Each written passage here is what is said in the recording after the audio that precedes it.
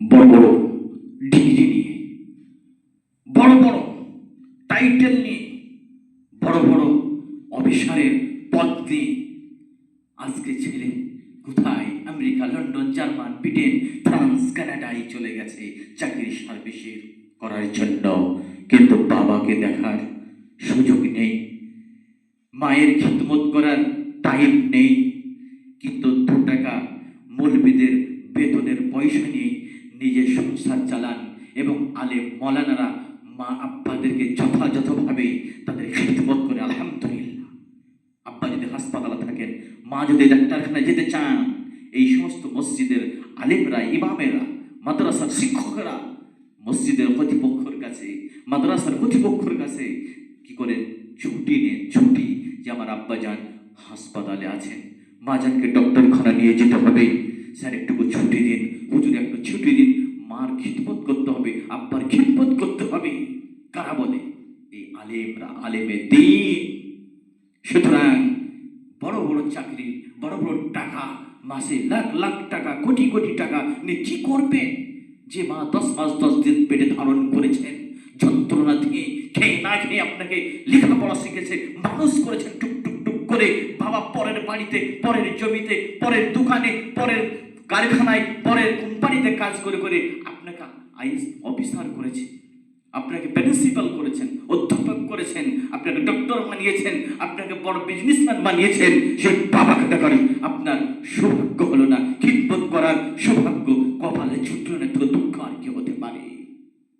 বাবার খিদমত করার চেষ্টা করুন, মায়ের খোঁজ নিন, তারা কি খেলো, কি খাচ্ছে না, কি পড়ছে, কি পড়ছে না, কি ওষুধ লাগবে লাগবে না, একটু খোঁজ নিন। আমাদেরকে দুঃখ লাগে, আমাদের কাছে এসে বলে সে বাবারে ছেলেটিকে লেখাপড়া করে কোথায় পাঠিয়ে দিলাম, কোথায় গেল, সে ছেলেটা খোঁজ নিচ্ছে না, খোঁজ নিল না। তাদের বউরা আজকে হাই শিক্ষিতা, মেয়ে ম্যাডাম কি করছে, বৌমাদার সার্ভিস করছে, শাশুড়ির খিদমত করার সুযোগ নেই।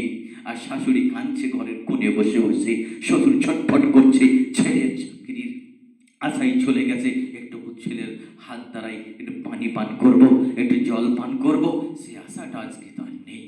কোথায়? আশ্রম রেখে চলে গেছে। এর থেকে দুঃখ আর কি হতে পারে? 2 টাকার মৌলানা, মৌলানা, মুফতি, মুহাদ্দিস ইকরাম বাপ মাকে ছেড়ে সহজে যাবেন না, তাদের খিদমত করার জন্য ব্যস্ত থাকবেন।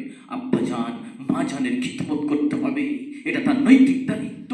আল্লাহ বলেছেন ওয়াবিল ওয়ালিদাইনি ইহসান, তাদের উপর ইহসান করো, দয়া করো, তাদের খোঁজ খবর নাও, তাদের শব্দ করতে দিও না। মায়ের কাঁটা বিঁধলে কত ব্যথা, যন্ত্রণা।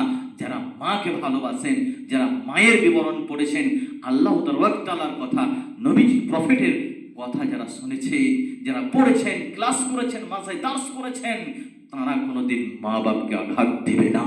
কুড়ে ঘরেও থাকলে পরে, শাকসবজি খেয়েও দিন কাটালে পরে তাদের এসি রুমের দরকার নাই, হাইফাই বিল্ডিংয়ের দরকার নাই, তাদের হাইফাই খাবারের দরকার নাই, টাটাসের দরকার নাই। তারা জানেন আমরা শাকসবজি খেয়েও মা বাবাকে যেন ভালোবাসতে পারি। মা বাবা আমাদেরকে যেভাবে মেহনত করেছেন, সেইভাবে আমরাও তাদেরকেও বার্ধক্যকালে যেমন পৌঁছে যাচ্ছে, তাদেরকে দেখার নৈতিক দায়িত্ব।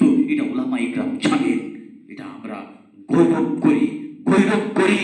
কিন্তু আপনার কোটি কোটি টাকা খরচ করে ছেলে কাজকে আইপিএস অফিসার বানিয়েছেন। কোথায় অফিসার? কোথায় আপনার ডক্টর? কোথায় আপনার প্রিন্সিপাল? কোথায় আপনার বিজনেসম্যান? এরা সবাই জন্য বলছি না, হতে পারে 5% 10% ভালো আছেন, আলহামদুলিল্লাহ ভালো আছেন, কিন্তু যারা এই ধরনের, আপনার মা বাবার একটু খোঁজ নিন, খোঁজ নিন, কি খাচ্ছে, কিভাবে দিন কাটছে, রাত কাটছে, একটু খোঁজ নিন। আপনার ওই চন্দ্রের পূর্ণিমার চেহারাটা দেখার জন্য আপনার মা ছটফট করেন, রাত্রিতে ঘুম নেই না, বাবার ঘুম আসে না। আরে ছেলে কোথায় তুমি চলে গেছো? সময় একটু ফোনটা করে, ভিডিও কল করে চেহারাটা দেখিয়ে আমাদের কাছে এরকম অভিযোগ আসে। সেই জন্য বলছি ভাইরা, একটুকু সেই দিকে খোঁজ খবর